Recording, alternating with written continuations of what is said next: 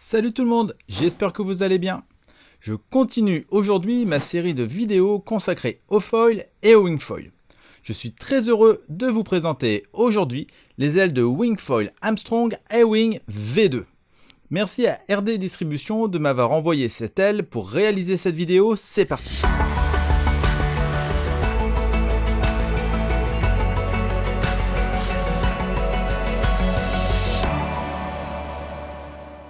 Pour commencer, je vais vous dire quelques mots sur la marque Armstrong.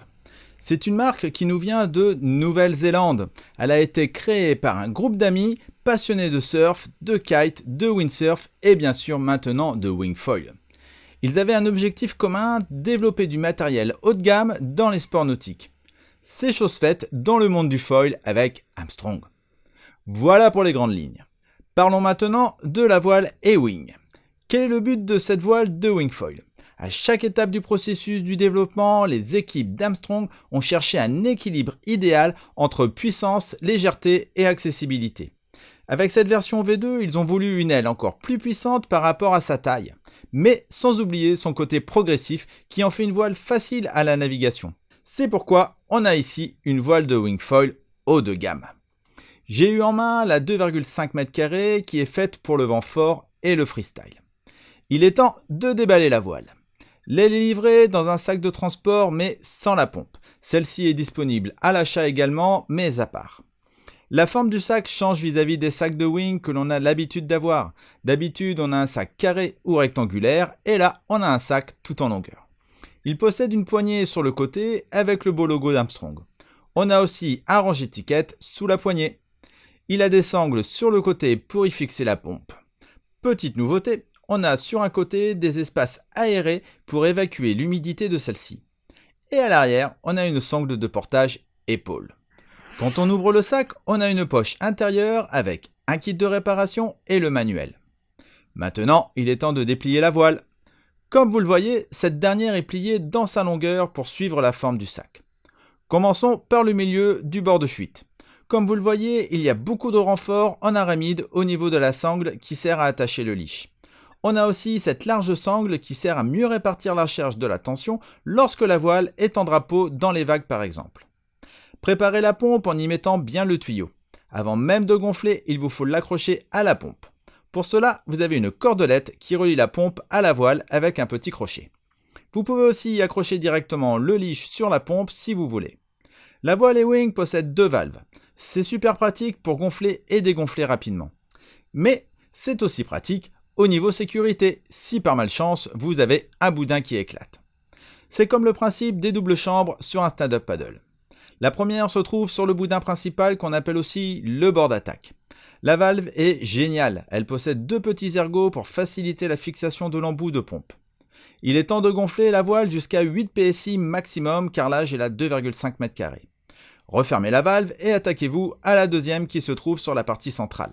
Là pareil, vous pouvez gonfler jusqu'à 8 PSI. Refermez bien le tout en prenant soin de bien remettre la protection en néoprène. Enlevez la cordelette de la pompe et voilà, votre aile est gonflée. Parlons maintenant de la voile en elle-même. La 2,5 m² possède 3 poignées sur la grande longueur, 2 grandes en forme de V à l'avant et une au milieu, devant sur le bord d'attaque. Elles sont agréables au toucher et très douces. Ensuite, elles ne sont ni trop grandes ni trop petites, juste pile poil la bonne taille pour ne pas avoir mal à la main au bout de plusieurs heures de navigation. La qualité des coutures et de la matière est vraiment parfaite, il n'y a rien à redire. Par contre, il n'y a pas d'attache de bout de harnais entre la deuxième et la troisième poignée de la lame centrale. À la place, il est possible de mettre une Powerlink bar pour y fixer et ajuster la position du bout de harnais.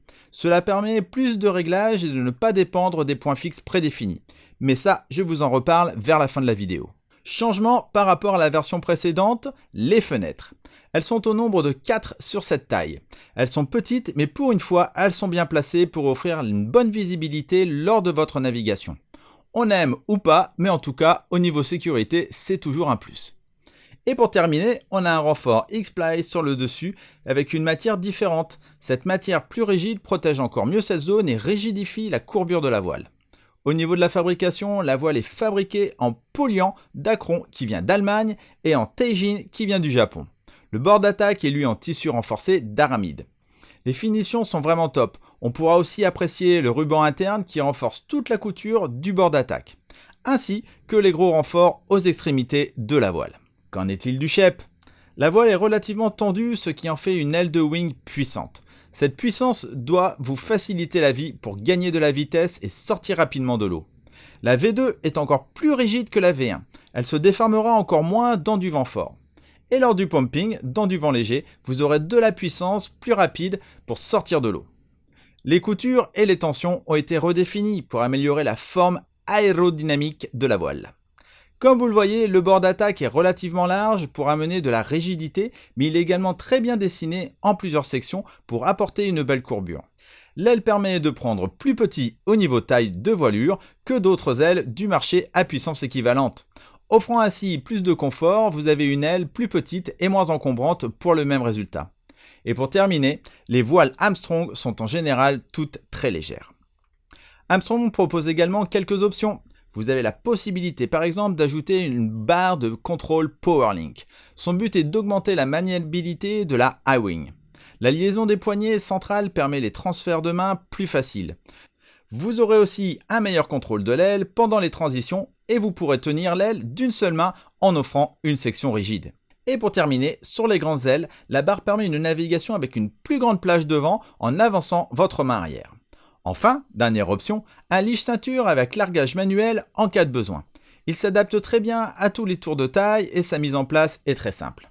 En conclusion, la voile de Wingfoil Armstrong V2 est livrée dans un sac de transport avec un leash poignet. La gamme est composée de 5 tailles, 2,5 m², 3,5 m², 4,5 m², 5,5 m² et 6,5 m². Il vous faudra débourser entre 899 € pour la 2,5 m² et 1149 € pour la 6,5 m². On a, avec cette voile A-Wing d'Armstrong, une voile haut de gamme égale à sa performance. Voilà, c'est tout pour cette vidéo. Merci de l'avoir regardé jusqu'au bout. N'hésitez pas à vous abonner à la chaîne YouTube et de retrouver Foil Magazine sur Facebook et Instagram. Je vous invite également à retrouver cette vidéo dans sa version écrite sur le site foilmagazine.com, je vous mets le lien dans la description. Si vous avez des questions concernant ce produit, n'hésitez pas à les poser dans les commentaires. À suivre d'autres vidéos tests de produits du monde du foil et du paddle. Quant à moi, je vous dis à bientôt sur Foil Magazine. Ciao ciao.